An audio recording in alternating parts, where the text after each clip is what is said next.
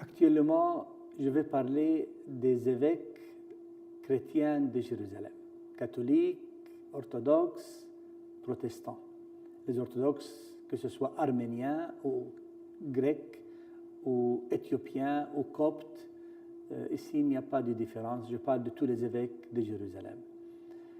Sur la question de la demande des Palestiniens à se faire reconnaître comme un État, ils ont publié un communiqué de 5 points où ils montrent de l'unanimité. Donc on ne peut pas dire qu'il y a une divergence entre les divers points de vue des divers évêques de la cité. Maintenant, si vous me demandez est-ce qu'il y a une divergence de vue entre les juifs et les chrétiens, certainement il y a une divergence.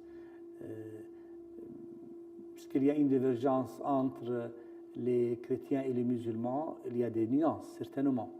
Mais maintenant, je dis qu'il y a unanimité de la part des évêques chrétiens, inclus les catholiques, sur les 5 points suivants que je me permets de dire avec un peu d'explication, parce qu'il faut expliquer ce que je veux dire. Le premier point, la solution de 2 États est une solution juste et équitable et favorise la paix et la réconciliation en Terre Sainte. C'est clair.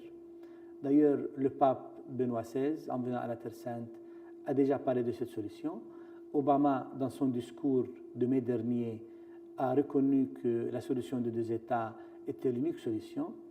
Il y a même des leaders juifs israéliens qui reconnaissent qu'il faut avoir 2 États. On ne peut pas mettre les 4 millions de Palestiniens dans l'État d'Israël. Ça va dissoudre le caractère juif de l'État d'Israël, qui a déjà 80% de juifs, mais avec les 4 millions de Palestiniens et les 1,5 million d'Arabes israéliens qui vivent à l'intérieur de l'État d'Israël, il y aura 5,5 millions d'Arabes face à 6 millions de Juifs. Avec le taux de natalité très haut chez les Arabes, un jour, les Arabes peuvent être plus nombreux que les Juifs. Donc, ce n'est pas de l'intérêt des Israéliens à annexer les territoires palestiniens. C'est pourquoi la solution de 2 États est toujours la meilleure. C'est le premier donc, point du communiqué qui parle de la solution d'un État double, 2 États. Le deuxième point touche la légitimité internationale. Ces 2 États doivent être reconnus selon la loi internationale. Et si on fait une allusion aux frontières, quelles frontières auront ces 2 États? C'est vrai que Obama a reconnu que la frontière de juin 1967 doit être la vraie frontière entre les deux. Ça veut dire que les Palestiniens auront droit aux 22% de territoire occupé en 1967 et les Israéliens auront le 78% de ce qui était l'Israël de 1948. Obama a dit aussi qu'il peut y avoir un peu d'échange entre les deux pour vraiment résoudre quelques problèmes de colonies, etc. Bon, cet échange est accepté par les deux, par les Israéliens et par les Palestiniens. Donc le deuxième point des évêques, du comité des évêques, touche la loi internationale qui devrait être observée. C'est une plateforme sûre qui ne laisse rien à la subjectivité ou aux intérêts personnels. Donc si on suit la loi internationale, on est sauvé. Troisième point touche le self-control qui doit exister chez les deux, quoi que ce soit le résultat du vote des Nations Unies.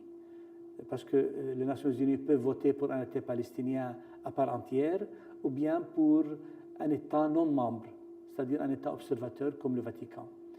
Quoi que ce soit la réponse et le résultat du vote, les Palestiniens et les Israéliens devraient vraiment se contrôler et éviter toute manifestation violente. Donc c'est un point vraiment très important que les évêques ont voulu souligner. Le quatrième point touche Jérusalem. Jérusalem c'est la cité la plus contestée, parce qu'elle est la cité la plus sacrée du monde. Elle est 3 fois sainte. Elle est sacrée pour les Juifs. Le temple de Jérusalem a été à Jérusalem, sur le mont du Temple. Le nom reste toujours. Les chrétiens trouvent à Jérusalem les lieux les plus sacrés, le Saint-Sépulcre, le tombeau glorieux du Christ, le Cénacle, où Jésus a institué l'Eucharistie, Gallicante, l'église où Jésus a été emprisonné et où Pierre a renié le Christ. Il y a Gethsémani, il y a le mont des Olives où Jésus a enseigné le Notre Père. Donc Jérusalem contient les lieux les plus sacrés de la chrétienté. Et pour les musulmans aussi, Jérusalem est un lieu sacré. C'est un des 3 lieux les plus sacrés de l'islam, parce qu'ils font la mémoire de l'ascension du prophète Mahomet au ciel à partir de Jérusalem. Mais le plus grave, c'est que le même lieu qui s'appelle le mont du Temple ou l'esplanade des mosquées, voyez, les 2 noms manifestent les 2 concepts, les 2 lectures, les 2 croyances. Le même endroit est sacré pour les 3 religions, sauf que les chrétiens n'ont pas d'ambition territoriale. Mais pour les juifs et les musulmans, c'est un lieu contesté. Les juifs disent que c'était le lieu du temple et les musulmans disent que depuis 13 siècles, ça leur appartient. Donc chacun parle de son propre droit. Comment résoudre ce conflit? J'avoue que ce n'est pas facile. Il faut beaucoup de bonne volonté. Il faut que les théologiens et les politiciens se mettent ensemble avec des hommes de bonne volonté pour faire de médiateurs. J'espère qu'il y aura une solution, mais il faut beaucoup prier. Je ne le dis pas parce que pour éviter le problème, parce que la prière n'est pas un échappatoire. La prière est le moyen le plus fort pour régler les problèmes, parce que Dieu est le plus fort. Il peut intervenir, il peut même forcer la réalité dans la bonne direction. Nous disons qu'il est maître de l'histoire. S'il est maître de l'histoire, il peut changer le cours de l'histoire. Autrement, il n'est pas maître de l'histoire. Donc j'étais sur le 4e point qui touche Jérusalem. Jérusalem devrait être une ville ouverte aux 3 religions abrahamiques, mais aussi doit appartenir à 2 peuples. Dans le communiqué a évité d'employer le mot capital, exprès, pour ne pas susciter de heurts. Mais une fois qu'il est dit que Jérusalem doit appartenir à 2 peuples, déjà cette affirmation signifie vraiment beaucoup.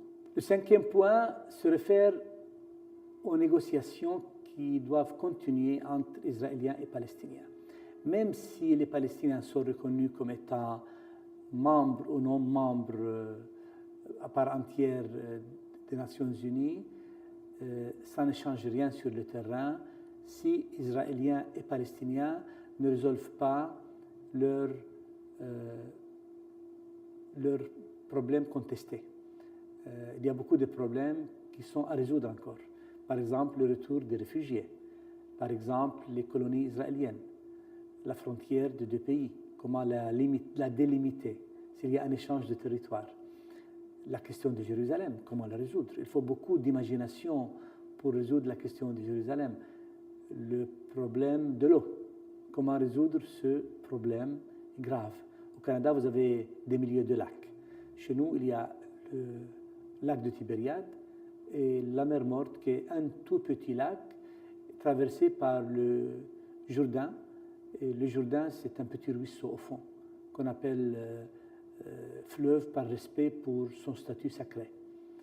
Donc, vraiment, les négociations restent irremplaçables dans la solution du problème, même s'il y a un État palestinien. Donc, ces 5 points reflètent l'unanimité des chefs chrétiens de Jérusalem.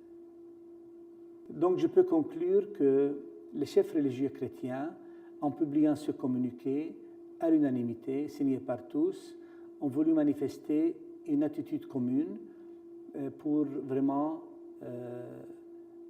résoudre ce grand problème qui est une clé pour une paix non seulement en Terre Sainte, non seulement une paix régionale dans tout le Moyen-Orient, mais aussi pour une paix mondiale. Car s'il y a convivialité, harmonie, réconciliation à Jérusalem, entre les trois religions et les deux peuples, cela peut influencer positivement d'autres situations dans le monde. Et les chefs religieux ont ajouté quelque chose de plus. Ils ont dit qu'il faut intensifier la prière, il faut intensifier la prière pour vraiment aider les politiciens à trouver une bonne solution. Donc, le raisonnement humain ne suffit pas, le travail des politiciens ne suffit pas, il faut l'intervention de Dieu lui-même.